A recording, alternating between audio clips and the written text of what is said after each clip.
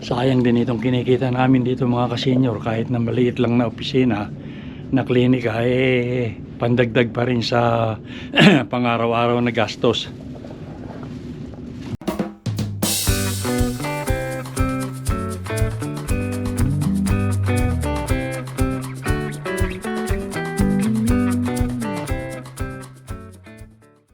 Good morning po mga kasenyor, kumusta na po kayo?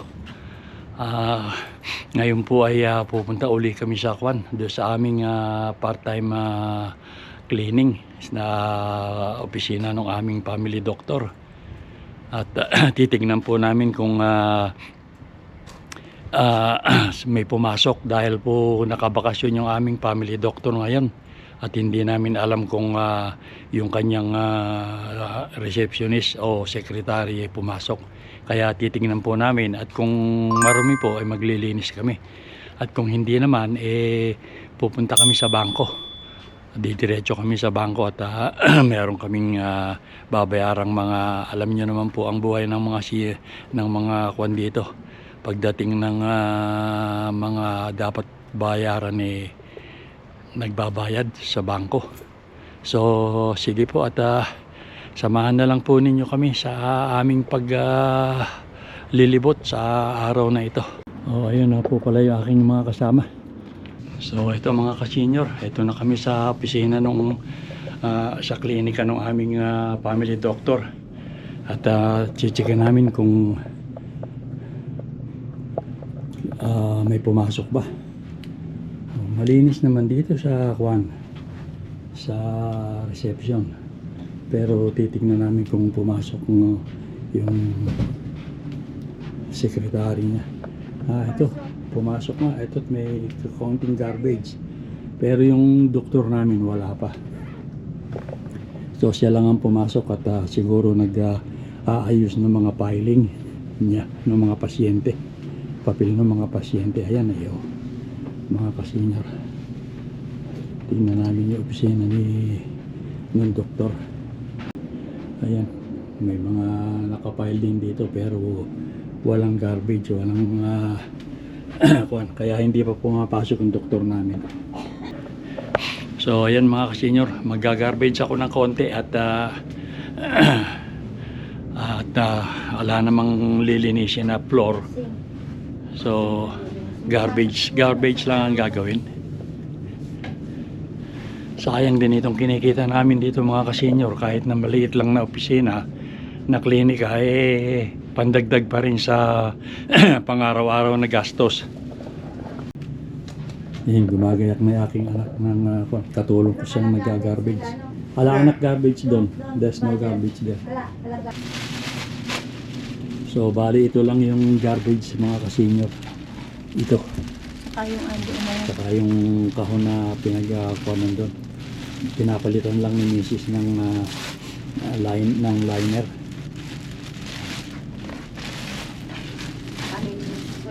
Box. In that box too. So ito lang mga kasenyor.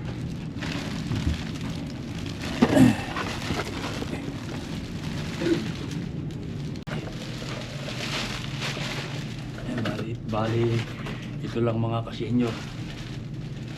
This one. Lock this down here.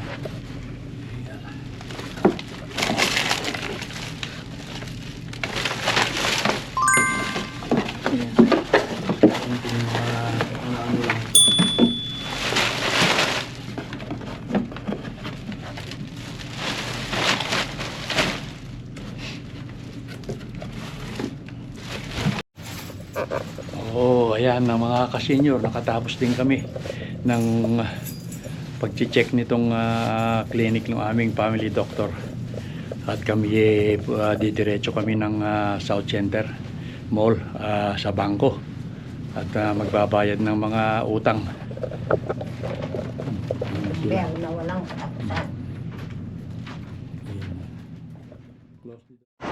So ayun na si Mrs. mga kasenyor. Doon na kami sa loob ng mall. Nakatapos na kami mga kasenyor sa bangko. Ngayon naman didiretso kami sa Balsac At kami maglilibot-libot naman doon. Sige po at kami pupunta na. So ayan mga kasenyor, ito na kami sa Balsac, sa Cross Iron Mills. Dito kami sa second yata ito, second entry o first entry. Yun yung gate.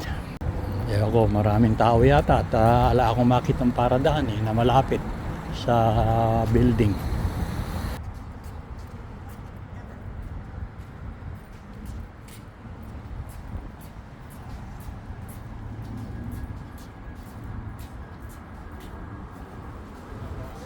Ayan.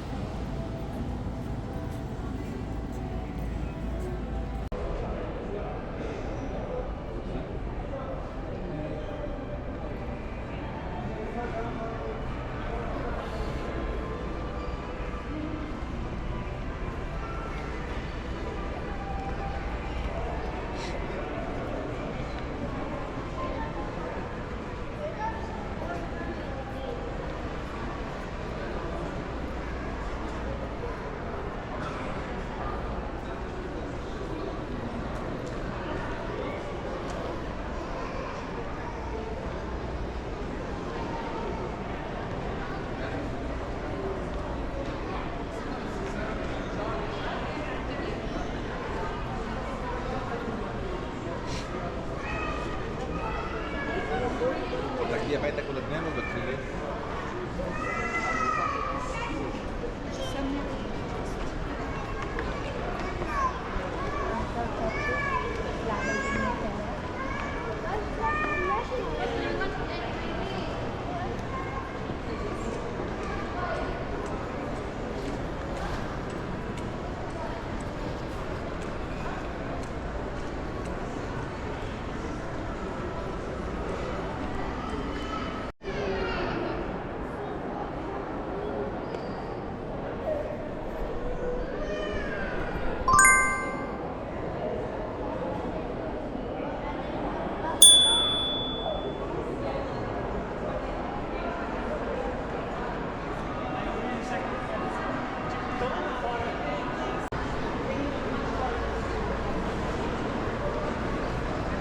Jollibee na pala rito, ano? Wala. Noon pa. Ito lang taon na yun. Ganun ba?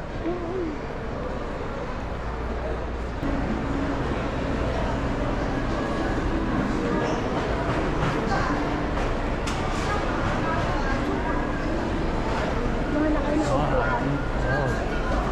Marami naman pala. Hindi na pala kasakay para alam. Ayan, nandyan lang, malapit. Ayun.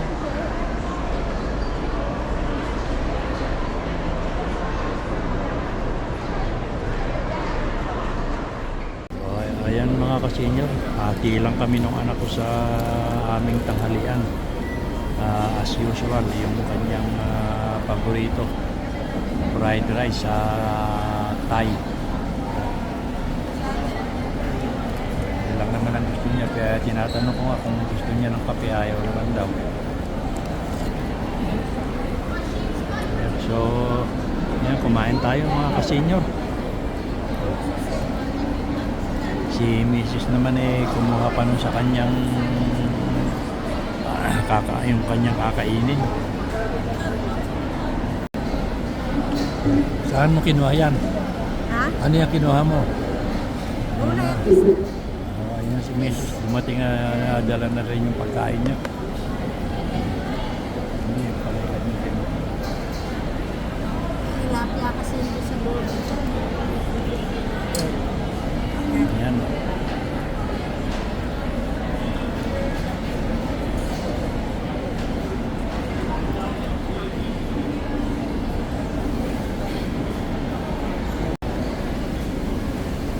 Ayan, kumain tayo. Yung mga ayaw kainin ng anak ko, inilalagay sa akin yung pagkain. Ayaw niya nung matigas.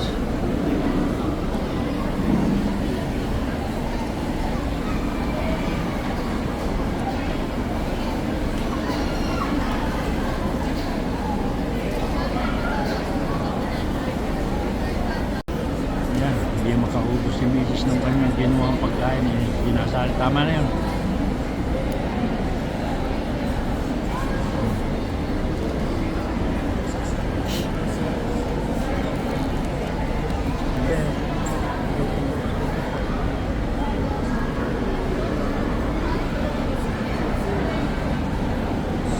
Pag may lapit.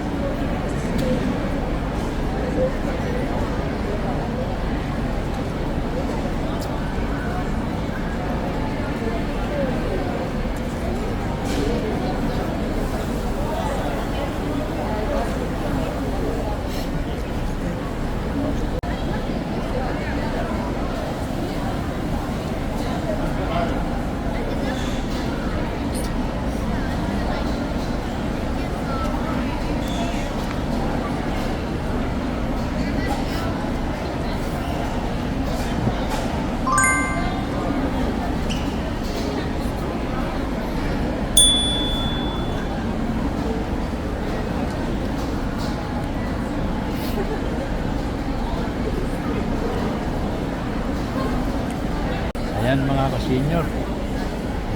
Nakatapos na akong kumain. Nakatapos na rin yung anak ko.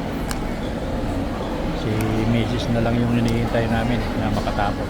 At maglalakad-lakad kami at titingin ng mga magwi-window shopping kung ano mabibiling mura-mura.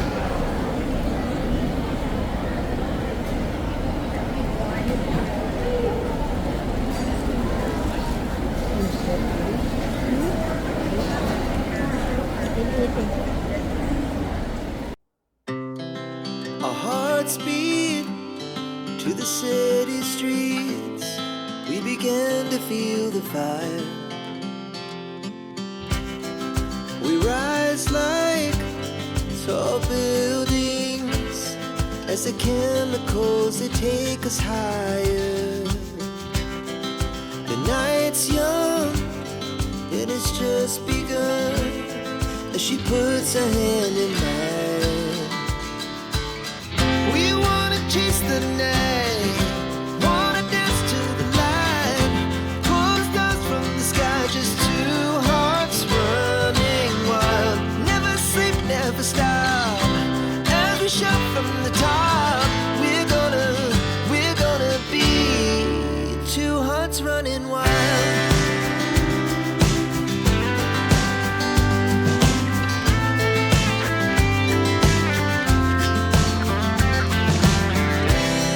Now the morning is the afternoon.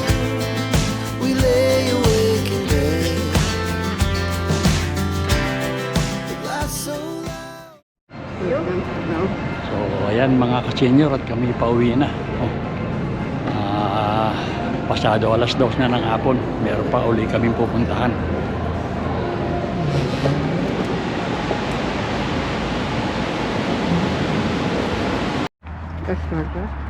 Ayan ay sasakyan namin.